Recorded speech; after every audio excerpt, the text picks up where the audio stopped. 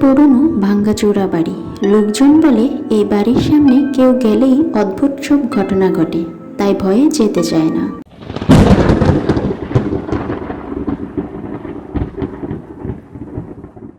বাড়ির জানালাগুলো সব বন্ধ, তবুও মাঝে মধ্যে পর্দা উঠে নড়ে, যেন কেউ ভেতর থেকে তাকাচ্ছে।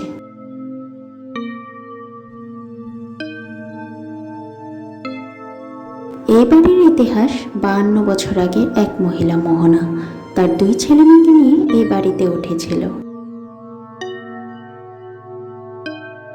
3 মাস পরেই তারা সবাই গায়েব। খুঁজে পুলিশ এলো, গ্রামবাসী এলো, কিন্তু কেউ একটা দেহও খুঁজে পেল না। শুধু পাওয়া গেল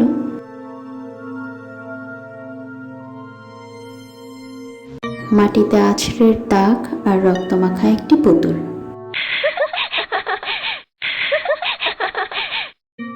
লোকেরা বলে ওদের আত্মা আজও মুক্ত নয়।